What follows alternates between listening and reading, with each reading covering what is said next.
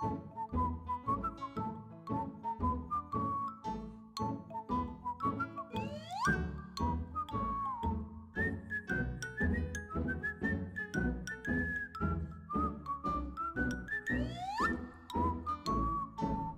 and round the mulberry bush, the monkey chased the weasel. The monkey stopped to pull up his socks. Pop goes the weasel. A penny for a spool and thread, a penny for a needle. That's the way the money goes. Up goes the weasel.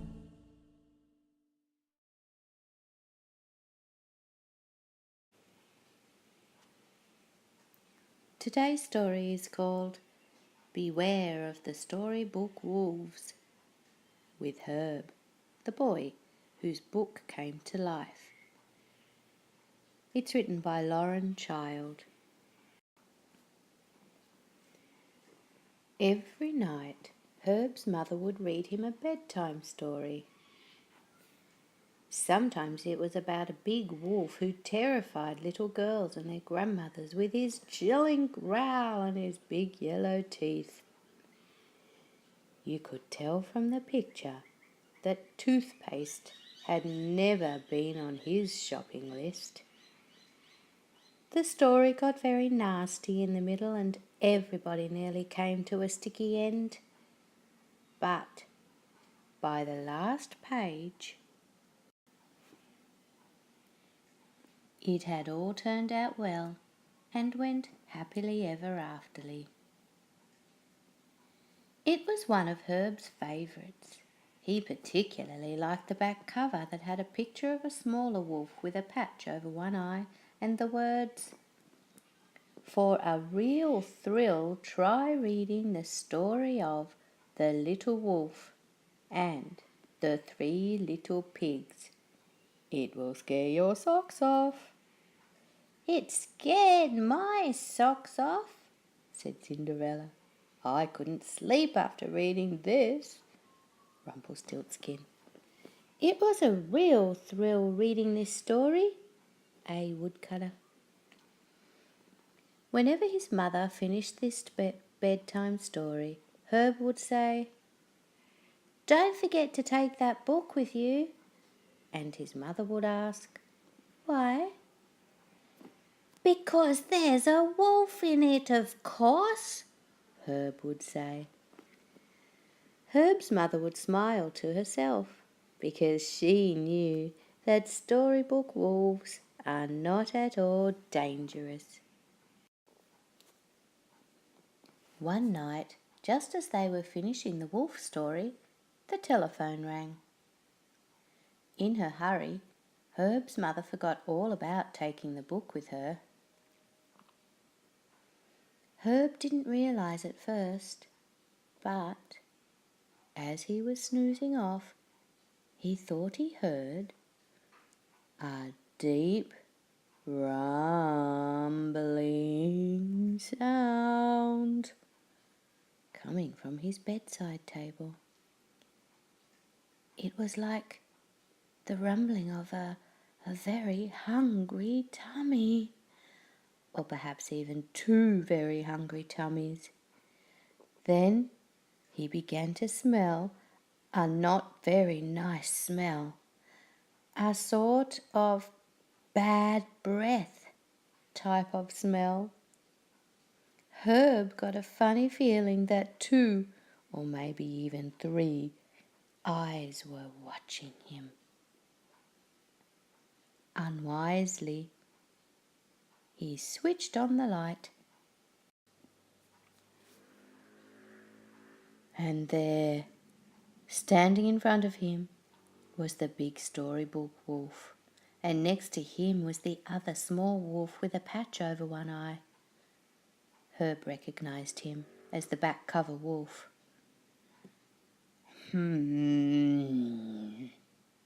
Big Wolf said in a low, greedy voice. "I thought I could smell something tasty. I'm going to gobble you up, little boy." And he started to lick his chops. "Ooh, Can I have his little pink toes? They look just like piglets, said Little Wolf. And he tried to lick his chops, but he wasn't very good at it and just ended up dribbling on the floor.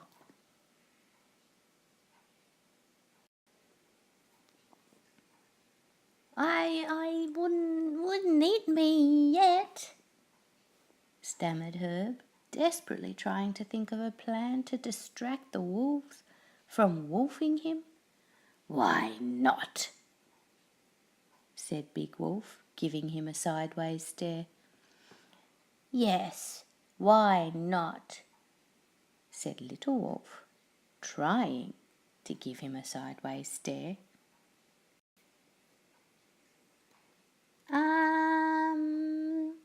Because little boys are for pudding? You have to start with starters, of course. I didn't know that, said Big Wolf. Really? Said Herb, feeling a little bit pleased with his own craftiness. I thought everybody knew that. Oh, I knew that, said Little Wolf. No, you did not, said Big, slightly less fierce than before, Wolf. Yes, I certainly did, said Little Wolf, puffing himself up. Well, if you're so clever then, what's starters? Blustered Big Wolf. You could tell that Little Wolf hadn't even heard of starters, but, not wishing to sound stupid, he shouted, Jelly is starters. Everybody knows that. Then Big Wolf and Little Wolf looked at Herb and said, Where's the jelly? Jelly, jelly. Where was a jelly? Herb's mind was whirring like a frantic thing. Then he caught sight of his book of fairy tales. He had been looking at it last night, and it was lying open on the page where the dozy princess falls asleep at her own birthday party. No one at the table would notice if he borrowed a jelly. They were all snoozing, tired of waiting for Princess Beautiful to wake up. Herb was so busy struggling to slide the jelly off the page, he didn't notice the wicked fairy, wide awake and hiding under the table. She had been listening to every word. This was bad luck for Herb, because the wicked fairy hated little boys only slightly less than she hated little girls. They made her very nervous. She'd seen what those little brats Hansel and Gretel had done to that poor defenceless witch. Not only did they nibble her cottage half to pieces, but then they went and shoved her in her own oven. Children put her in a very bad mood indeed. Oh, you dozy doormats! Don't you know anything? Snarled the fairy. You wolf half-wits, give wickedness a bad name. He's tricked you, you twerps. Little boys are starters. Jelly is pudding. And with that, the wicked fairy jumped back into the book and snapped it shut. First the wolves went almost purple in the cheeks with embarrassment. Then their eyes went all mean and squinty. Herb could tell things had taken a turn for the really quite bad. So he snatched up the fairy tale book, found the page with the fairy godmother, and shook it until she tumbled out of the book and onto the floor. She was a bit cross actually, because her dress got crumpled and she nearly twisted her ankle. "Well," she said, "I've got a good mind to turn you into a caterpillar, little boy." "No, no," said Herb. "Don't turn me into a caterpillar. It's those two who need to be a caterpillar." "Oh, no, not you two again," said the godmother, spying the two alarmed wolves. "Always making trouble, blowing people's houses down and gobbling them up without so much as a do you mind."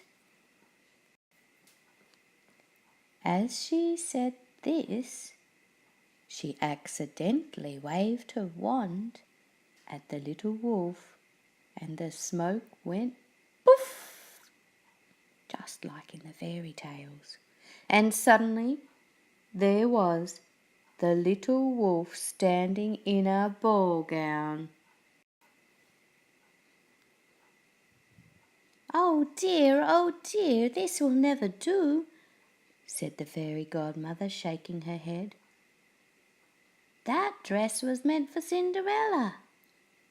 You shook me out of the book just as I was about to send her to the ball. Awfully nice dress, though. I have an eye for fashion, as you can probably tell, but not at all suitable for a wolf." Little Wolf took one look in the mirror and was so pleased with his new look that he jumped into the fairy tale book and went to the ball himself, which of course left Cinderella having a night in, cleaning the kitchen after all.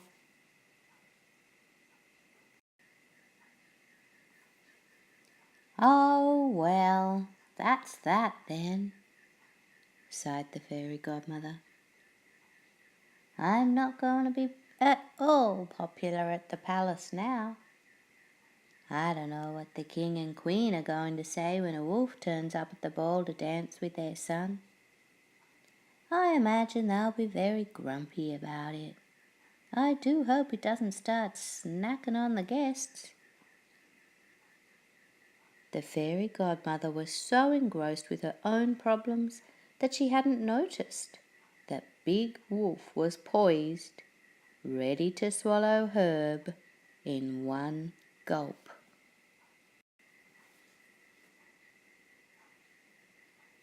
"Help!" screeched Herb.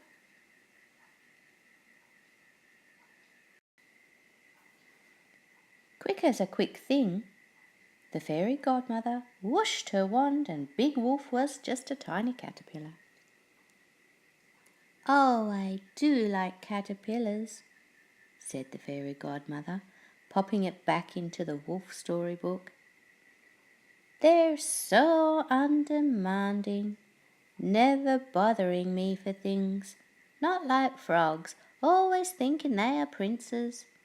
What's more, I really had enough of being squashed inside a book doing favours for spoilt princesses. I'm going to take a holiday somewhere far away from royalty." And in a sudden twinkle of sequins, she disappeared. Before Herb got back into bed, he piled up all his books and then put the heaviest thing he could find on top of them, just in case anyone else was tempted to get out of his story. The funny thing was The next time Herb's mother came to read the wolf story, there was no wolf to be seen, just a tiny caterpillar trying with all his might to terrify a little girl in a red coat.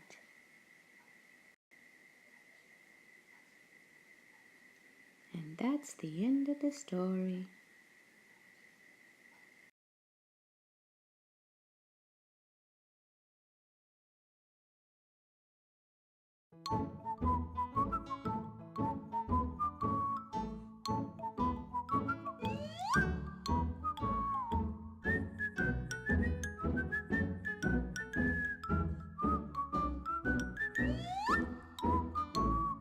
Round and round the mulberry bush, the monkey chased the weasel. The monkey stopped to pull up his socks. Pop goes the weasel. A penny for a spool and thread, a penny for a needle. That's the way the money goes. Pop goes the weasel.